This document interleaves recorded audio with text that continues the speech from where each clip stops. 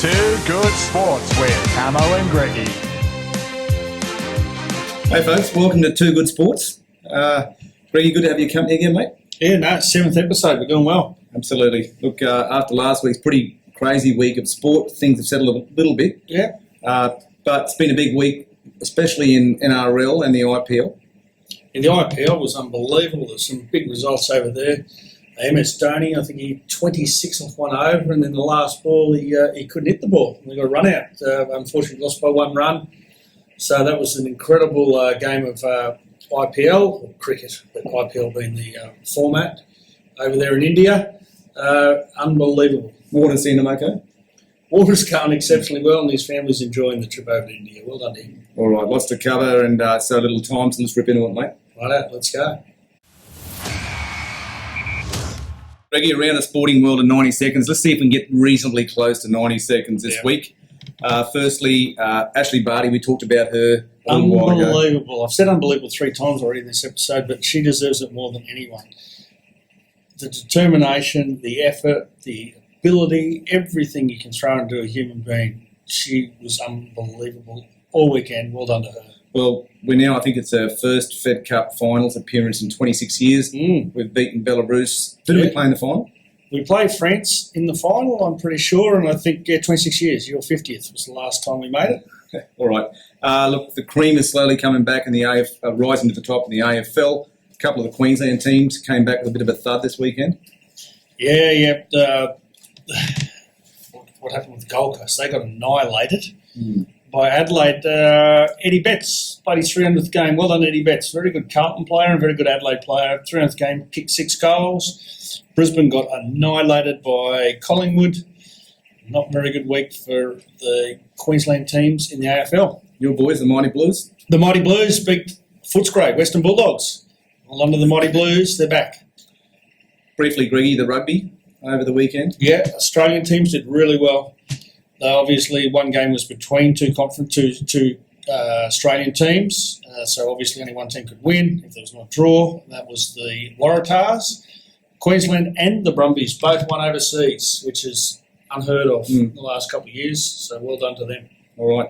What we thought we'd do in the next couple of weeks is have a look at some sports that we don't cover too much, a couple of bizarre sports. And this week we thought we'd have a look at a sport, for want of a better word, that originated in England in the 17th, 18th century. It's a bit of a phenomenon. It's still going today, and that's shin kicking.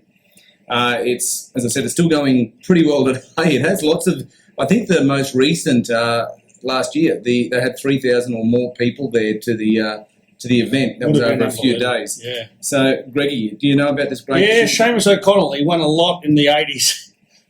He hasn't had much since. In fact, he doesn't have shins anymore.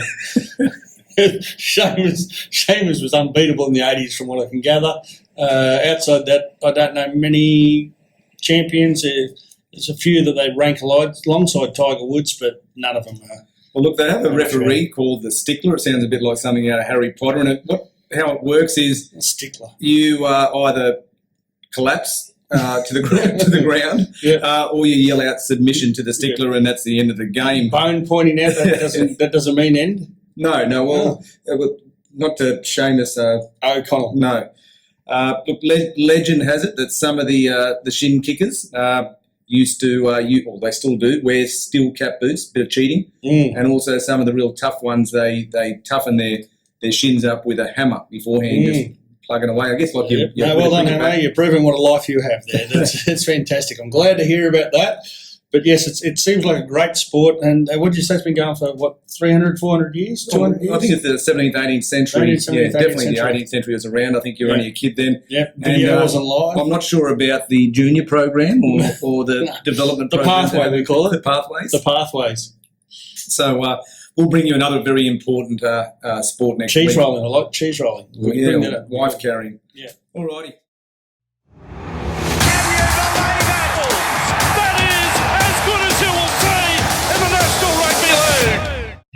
All right, Greggy, let's move on to League Our Way and have a look at the round that was just completed. Yep. Some of the sides are continuing their excellence, I guess. A few sides are starting to find their feet, and there's a few sides now in a big deep hole, I guess. Yeah, it's round 6. I think round 6, I declared that round 5 / round 6 is the time that we we can say where a team's at with some confidence, and I think we can, and we will, over the period of this next couple of minutes as we go through the games. All right, let's have a look at Thursday. Yep. The Sharks hosted the Panthers. Yep. Panthers, I thought, were home. The look on Gus Gould's face sort of confirmed that, and 14 points in 16 minutes. They should have won that. And I guess that's where the Panthers are at the moment. Yeah, that's where they are. That's where they deserve to be. They're not consistent enough. Their halves don't finish off a game as well as they should, although Cleary previously did, obviously, against the Tigers. But I agree that him and Mahoney don't seem to click as well as they should. A lot of good things to see in Cronulla, unfortunately. You know my thoughts on Cronulla, but they had 4 or 5 internationals out and they still won. Cronulla are a force. They're a force. Look, speaking of internationals, Fafita played in one league. He was heavily scrapped. I think he ran about 200 metres. He makes a difference, doesn't he? You've mentioned he before. does. Yeah, his offloading is great. He makes 15 metres when other people can only make 5, 10 metres. What they call it now, you get to the advantage line and he keeps going. It's post-contact metres. That's right. His post-contact metres have got to be as high as anyone else in the comp. They've unearthed a couple of good talents. That Bronson Sherry looks the guns, doesn't he? Yeah, this is where they're good. The Bronson Sherry, their back rower, he's a very good player as well. Bronson, it escapes me, but a TSS, a keeper boy. Keeper boy, yeah. They lost him, Gold Coast, unfortunately, but yeah, they look really good. Let's move on, I reckon. All right, Bulldogs hosted the Rabbitohs. It was a dour game, this one, wasn't it? I didn't really. I watched it. I didn't really like it. No. I didn't like it as a game at all. I think they did what they needed to. To me, the Rabbitohs looked like they were played in second gear, and they just got over a pretty determined, tough Dogs, but it wasn't much of a game. Yeah, I was slightly different with you the second gear. I think South tried. I think they tried really hard. I think, although I said the game wasn't great, the Bulldogs' energy was, and Lachlan Lewis's defence and ability to put some pressure on Sam Burgess and others was fantastic. That was a good part of the game. Just the errors and the overall game I didn't enjoy, but I did enjoy what Lachlan Lewis brought to the game, and the Bulldogs. They're trying hard. They're doing everything for Dean Pay. Yep. All right, let's go to probably the game of the round, and that's the Storm against the Roosters. The Storm 20, Roosters 21 eventually. Outstanding game, a game of two halves. It was a game of two halves, 20-0 and 20-0. So definitely, 20-0 and then, 20-0. It was 20-all and then 21-20 with the field goal. The only thing I got out of this game was the fact that that's probably going to be another grand final between these two sides. For all the other sides, there's a lot to... Everyone's playing from behind. Would you agree? Yeah, absolutely, yeah. It was they are the form sides. I think that you guys, I mentioned earlier on the way here, the Dragons are thereabouts. Remember, it's round 6, the Cronullers and a few other sides. But Latrell Mitchell, his talent has never been questioned. The things he's doing at the moment, the confidence he's got, he's audacious. He's doing things that only Latrell Mitchell could do. That overhead pass he did in that left foot field goal from 40 out with about golden point. It's confidence, isn't it? Confidence in being 6'3" and 105 kilograms. Works well. Look, the great Greg Inglis retired last week, but obviously he's got a lot to do to fill his boots just yet. He does, he looks ready-made, doesn't he? At the same stage in their careers, he's looking good. He's already won a comp. That's right. Look, and played for Australia.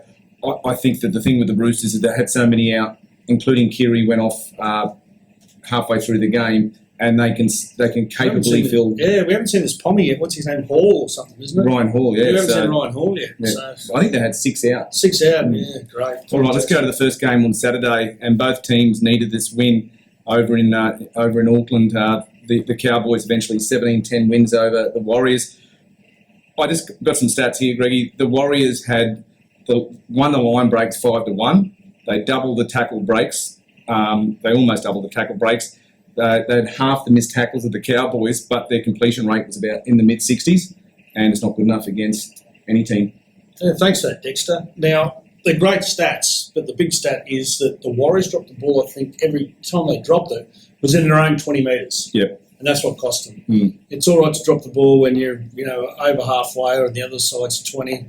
But when you're dropping the ball in your own 20, that's when it costs you big time. That's what costs them big time. Yep. Josh Maguire. Oh, he had a blinder. Big game, again. I think he got about close to 200 metres the week before against the Melbourne Storm and 220 metres this week. We watched this one together and you could see straight away, like, if you'd watch it, then you wouldn't watch it for a couple of minutes. You might be talking about crap and all that sort of stuff, other stuff. And then you look up again. Every time you looked up was Josh Maguire. Yeah. He was brilliant. Especially those hard metres in his own half. He does those all and the some time. of the hits. He had a great game. All right, let's go to the other game on Saturday, the Dragons and Manly. And I thought this was a really entertaining game. It was a really high-quality game, and both sides should feel pretty confident at this stage. Eventually, the Dragons 12-10. It's 5 in a row now for the Dragons. 4? Yeah, we lost our first two. The St. George lost their first two. Illawarra lost their first two. Dragons lost their first two, but they've won their last 4 in a row. So, yeah, they move on to the Bugle game. Obviously, we'll talk about the Bugle game coming up. Going back to this game, what's the Dragons Manly game, I guess, without a bit of controversy? There was a little bit at the end. Your spin on that? Oh, come on. The second half, the penalties were 6-0 to Manly. They knocked, please somebody watch a replay and watch how Manly knocked the ball on about 4 times lead up to one of their tries, but everyone's talking about the last second. There's a lot of other things happening in the game that went Manly's way. Stop sooking, Manly, you lost, you got beaten. And the good thing about Greggy too, he's not biased. Just quickly, the Battle of the Queensland, or the potential Queensland halves. This is where I'm happy about Manly. Daly Cherry Evans is a great player. He had a great game. So did Hunt. Hunt will play hooker, in my opinion. Hunt will play hooker and Cherry Evans will play halfback. I think so. Either that or 14 he'll play. If we go to the... Can I say one thing good about Manly? Hasler's got them working hard. Absolutely. He has. How's their defence? Their defence is unbelievable. Travojevic, he's a great player.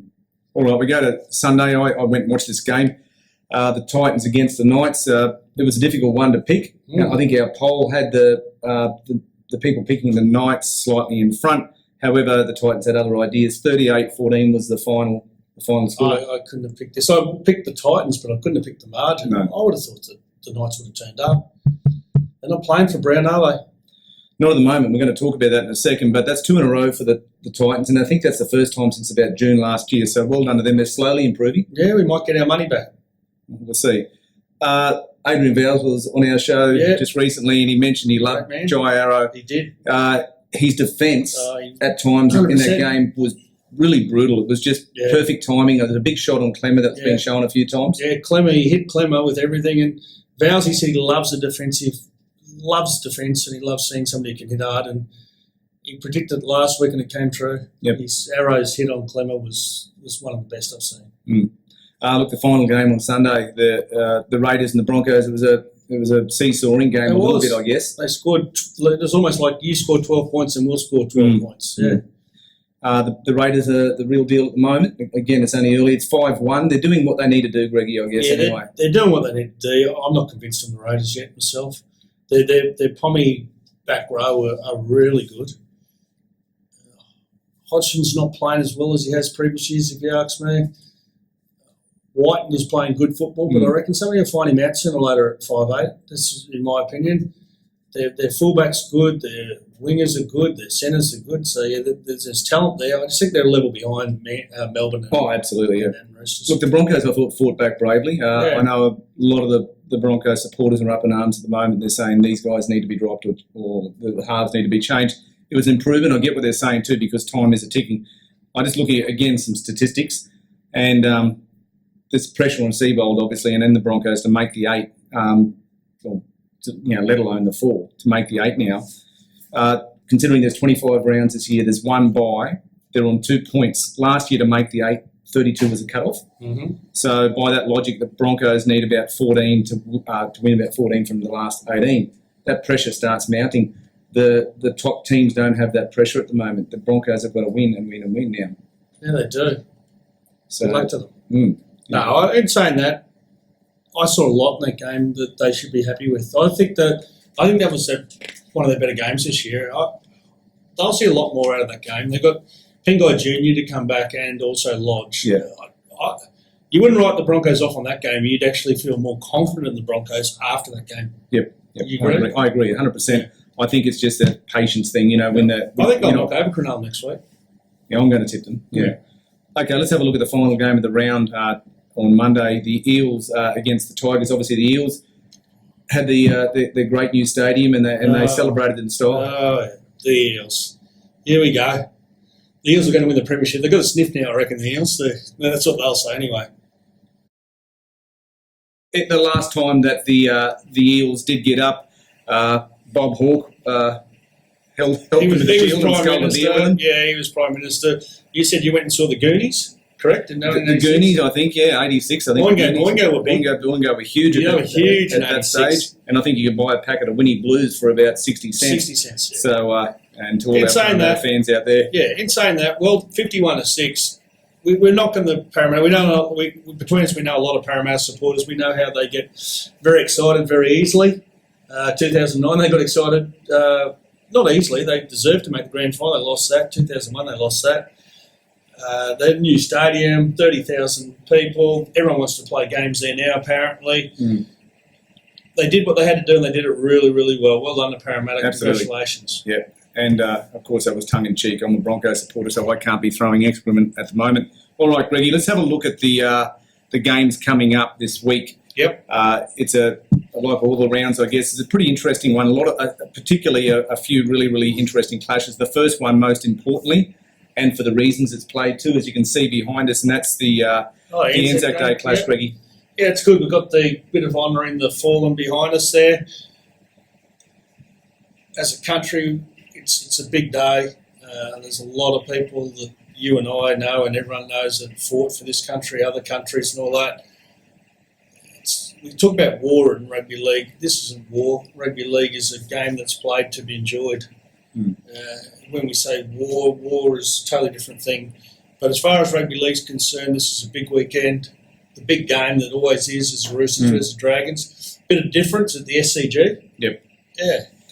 I think that's a perfect setting for it, for a traditional game like this. I'm going to take the Roosters purely because it's just so difficult to back against the Roosters at the moment. The Dragons keep on keeping on. I think that game against Manly on the weekend was a really important one because they probably should have lost that. They hung in.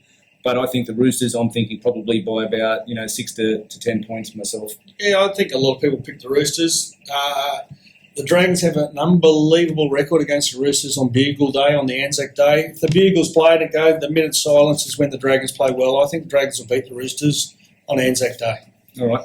We go to the other Anzac Day clash, a really important one too, because obviously New Zealand New Zealand people are a big part of this, and that's the Storm versus the Warriors at Melbourne. Yep. The Warriors would be smarting a bit after that loss to the Cowboys, who previously weren't going that well. I still think that the Storm would be disappointed losing after posting 20 points against the Roosters last week. I think the Storm will do it pretty comfortably. I think so. The Warriors tend to turn up for this game. However, I think it's a previous Warriors. I think this Warriors don't have much chance. I think Storm will win this by about 16. Is that what you reckon? I think so. Something like that, 2 or 3 tries. We go to Friday now, the first game, the Bulldogs and Cowboys, an interesting game. The Bulldogs found their defensive mojo a bit again after disappointing the week before. The Cowboys would be really buoyed by that win over the ditch. I think the Cowboys will continue that winning form. They were pretty good, as I mentioned the other week, against Melbourne. I think the Cowboys will go on and not win it by a big margin, but I think they're good enough to win. This is the hardest game for me this week. I really liked, as much as I said the game wasn't great, I thought Lachlan Lewis was brilliant. I thought Josh Jackson was brilliant.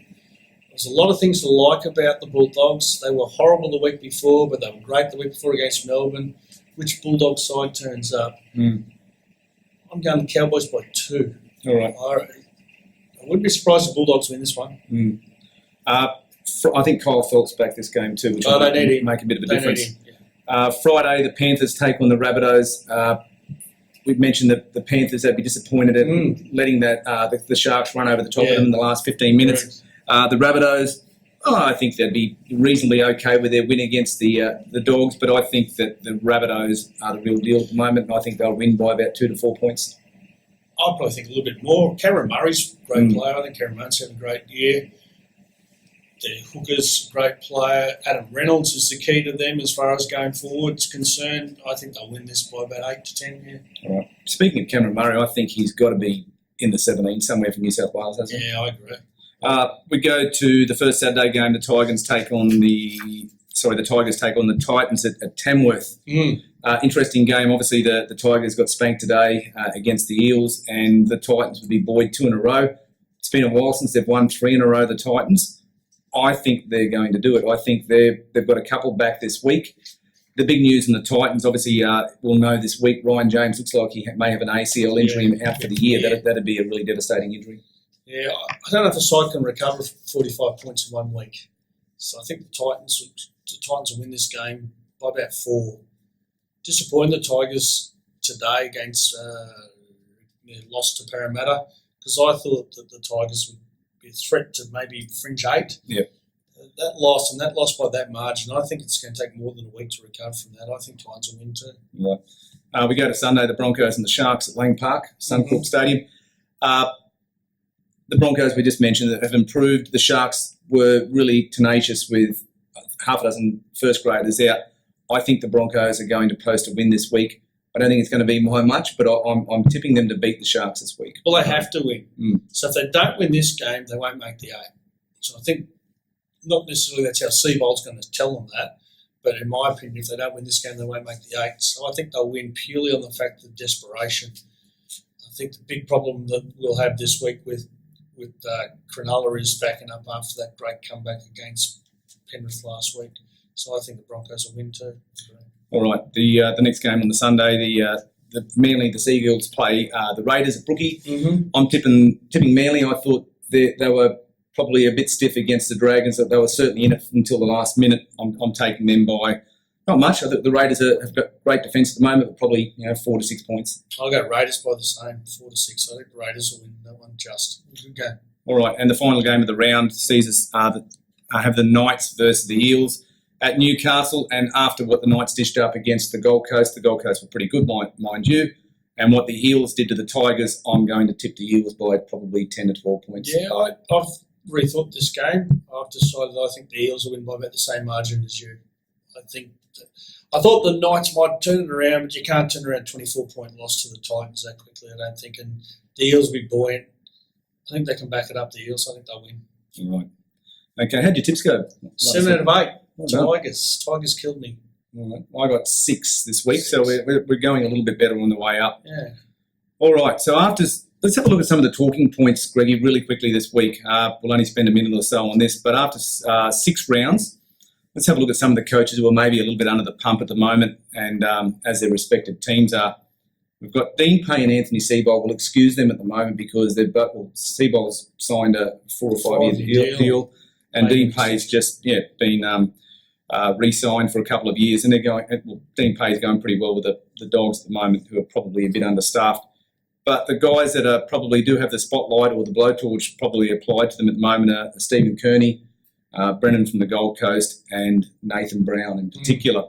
Your thoughts? I thought Brennan's probably he's probably got off now. They've won 2 in a row. They look a little bit steadier. So I think Brennan's all right. I think Brown's in gigantic trouble. If Newcastle get beaten this weekend, which you and I both predicted, if they get beaten this weekend, I think he's very close to.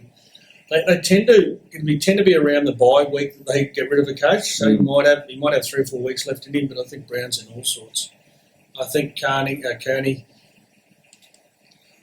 geez, they let him down. I don't know if he's a horrible coach. I don't think Brown is either, but I don't know if they let him down. I don't know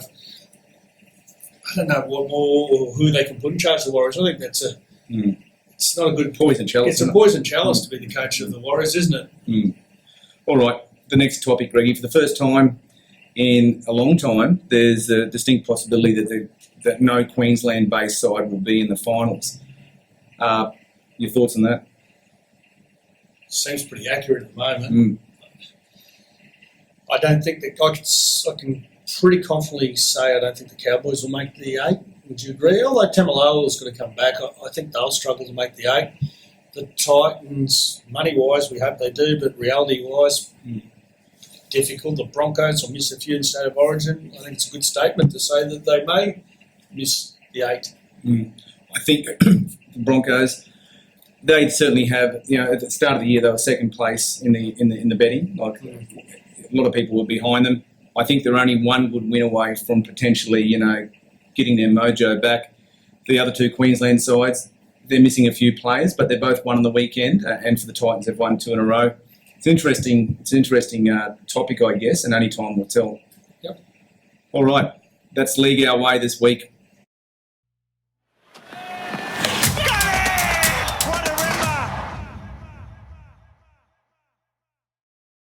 All right, Greggy, let's rip into from the pavilion now. Yep. A couple of weeks ago, we looked at our all-star Australian team of the 90s, test team, and we thought with the World Cup just around the corner, a lot of the national teams naming their sides in the last few days. Yeah, they have, yeah. We thought we'd name our greatest ever World Cup side from all of the countries combined, not just Australia. Yeah. So when we say that, we're talking World Cup, not talking one-day cricket overall. We're not talking Test match cricket. We're talking only performances throughout World Cup. All right. Greggy, you want to run through your side? Yeah, I picked J.S. Saria to open the batting. He won a World Cup. He could bowl, he could bat. I picked him as opening batting with Adam Gilchrist. Gilchrist got 149 in the final in West Indies. He was a great keeper, great batsman. Ponting, obviously picking. Ponting was an obvious one. Richards was an obvious one. Both of them got hundreds in finals. I think I picked at number 5. I would have picked Tendulkar. He scored 2,600 odd runs in World Cup cricket, which was almost double anyone else. Number 6 was a difficult one. I picked Aravinda de Silva. He got 3 wickets in the final, plus he got 70 odd, I think, in the final, and played very well for Sri Lanka throughout the time. Number 7, Imran Khan, to me, picks himself, won a World Cup in 92, was a brilliant player. Captain too. Captain. Kapil Dev won a World Cup, scored hundreds, got wickets. He was number 8. Number 9, Warney. Oh, Akram or Warney. I'd say Warney at 9. Oh, I'd say Akram at 9, sorry. Wasim Akram, what a game he played the MCG in 92. It was just a legend all up. Warney at 10. Just overall performances. He didn't have great finals. He had good finals, but he did a lot of things to get them to the finals, including that South African victory against South Africa in 1999 in England. Bowled brilliantly then. Joel Garner got Pfeiffer in a final in 1979 to win the World Cup there against England. So he makes the side, and Glenn McGrath. That's my 12. You mentioned a couple of blokes from the past, I guess, Viv Richards and Joel Garner. They played, well, the World Cup started in 75, so we're talking about players of 40 years. Yeah, 75 onwards. Joel didn't play in 75, but Viv did. Viv played 75, 79, and they lost in 83, played in that. Joel Garner played 79 and 83 finals. I thought they were the 2 better performers. Andy Roberts a bit unlucky. Well, some of those guys too that you mentioned, they didn't have the luxury of playing against the second and third tier teams, the Canadas and whatnot. Canadas and whatnot. Yeah, yours team? My team, look, it was the most difficult thing for my side was not having Adam Gilchrist in there. I think he's a wonderful player, but I've got Sangakkara up the top opening with De Villiers. They're my openers. Tendulkar comes in at 3. Viv Richards, we've agreed with Tendulkar and Viv Richards, and Ponting comes in at 5. We've got the luxury in this side of having Brian Lara at number 6. And if we're struggling, Jar Cullis comes in at number 7, also a very good bowler as well. The rest of the side, we're pretty similar.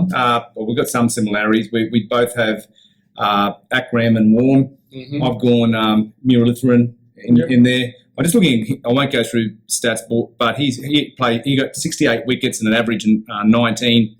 Glenn McGrath comes in there as well, and he's got 71 wickets at 18. And I thought my 12th man, the guy who probably doesn't get the plaudits that the Joel Garners and the McGraths do, but Brett Lee, he made a difference, especially that period around the late 90s to the mid 2000s. Yeah, I agree. I think your team would probably beat my team day in, day out, but I'd base mine on, as I said, I gave bonus points for how they went in World Cup finals. And that's why Sangakkara was a hard one to leave out, but he never won a World Cup. And that was the only reason I left Sangakkara out. Otherwise, I would have had him in front of Jay Saria. But Jay Saria, he won a World Cup. He performed well, players set bat and ball. So that's probably my major one was Sangakkara. I was an hour about Sangakkara. De Villiers never won a World Cup, so they never even made a final, South Africa. So I couldn't have De Villiers or Callis based on the fact that South Africa never made a final. Yeah, look, I was going to have put Gilchrist in there. I'd have 3 keepers, but if I went and wrote this tomorrow, I'd probably end up finding room for Gilchrist. Yeah, we'd like to hit. Yeah, I look at yours, as I said. I think I give you Sangakkara, but I would have thought Imran would be a certainty in my opinion. I had him written down there, and I changed it, and then to Callis. I know you love your South Africans. Look, that's our segment on From the Pavilion this week. We'd like to hear your side. Actually, we're going to have a poll coming up in the next couple of days, and we'd like to see your absolute certainties, your lock-ins for your World Cup. team. Yeah, World Cup's only we're talking about. All right. Okay, well, thanks, Hamo. Good show. 7 down. Magnificent 7. Absolutely, mate. Great having Adrian Vowles on last week. He's a Fijian coach now for the women's side, so congratulations to Vowlesy on becoming the coach of the Fijian national side, the women's side. So congratulations to Vowlesy. Well done, mate. Hopefully we'll see you back in about 6 weeks in the lead up to State of Origin, so you can talk to that. Yeah, good show.